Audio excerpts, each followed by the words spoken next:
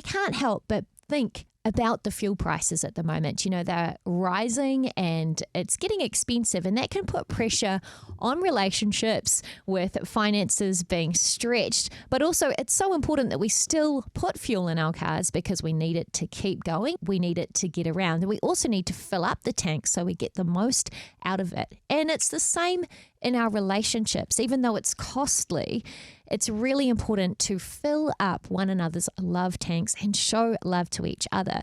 But it can be easier said than done. So to help unpack this and how we can be more loving, I have the pleasure of being joined by Wynand Jacobs from FamilyLife New Zealand. Kia ora, Wynand. Great to have you on the show. Good morning, Kat. Great to be on. And I think you summed it up so well. It always feels like the fuel prices are going up, no matter how much they cost at any given point in time. And I think, isn't it so true that, we don't stop putting fuel in our vehicles when the prices go up? It may stretch the budget, but if we want our vehicles to go anywhere, we'll make a plan to fuel up. Isn't that right? Absolutely. But when it comes to showing love in our relationships and I guess in our marriages, what are some of the common challenges that couples face when it comes to this particular area of showing love in a way that the other person understands that that's them showing love?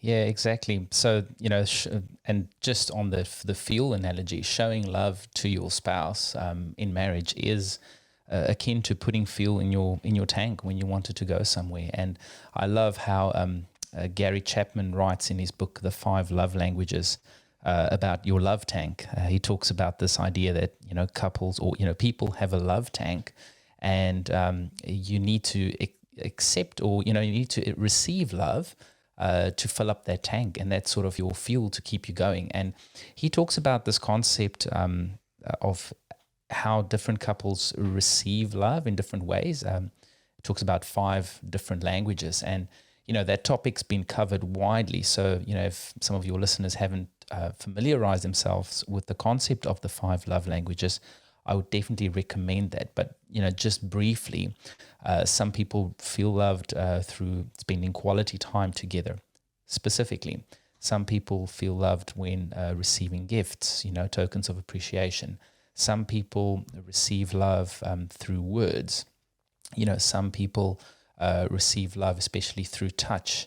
And, look at me, I just forgot the 5th one. So maybe I'll have to look at the book again. Well, that's interesting that you say that, because I guess the common complaint could be, for example, a wife is like, why does my husband not buy me beautiful earrings? Why doesn't he take me out for dinner? Why doesn't he give me amazing presents for my birthday? Yet this husband's like, why doesn't my wife appreciate the fact that I'm mowing the lawn and doing the garden? It's that classic, one person is doing an act of service, another person is expecting gifts, and neither of them are feeling like that love is getting communicated. And that leads to issues. But why is showing love so important in a relationship? I guess that's kind of a silly question, but why is showing it in the right way so important?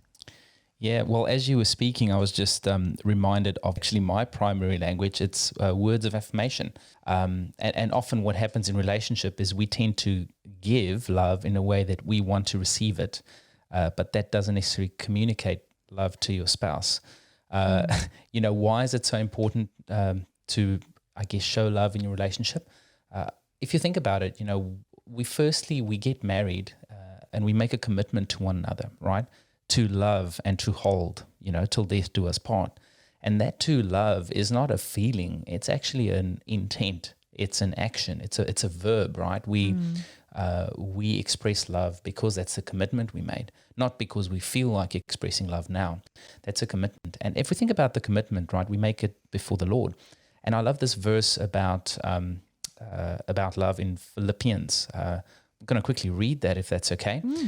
So, therefore, if you have any encouragement from being united with Christ, if any comfort from his love, if any common sharing in the Spirit, if any tenderness and compassion, then make my joy complete by being like-minded, having the same love, being one in spirit and one in mind. Now, this is Paul writing, and then he goes on to say, do nothing out of selfish ambition or vain conceit.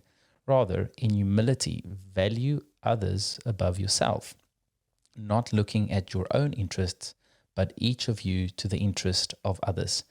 And I love how that just summarizes the type of love that, we get to demonstrate in our marriage. It's the love that puts the other first.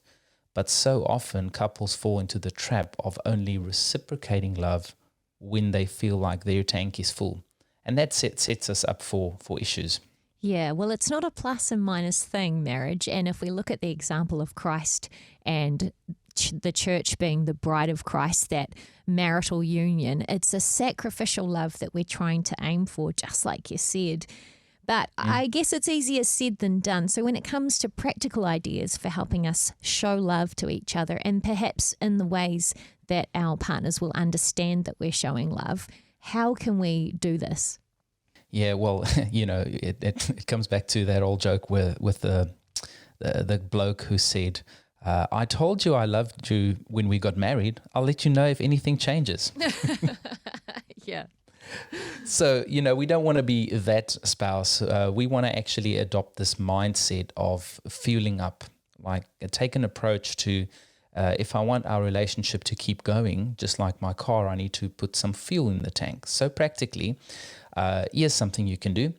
Make a list of 5 things your spouse has done for you that made you feel loved and special, and then share it with them. And the funny thing is you're probably going to be surprised at your spouse's response, because the things that you thought communicated love may not actually be the things that hit home. And it's actually easy to love if we learn how to just speak their language, do the things that top up their tank, so to speak. Well, thank you so much, Wynand. That's helpful advice. And if you'd like more advice or resources, you can go to FamilyLife.nz. But Wynand Jacobs, thank you so much for your time on the show this morning. Always a pleasure, Kat.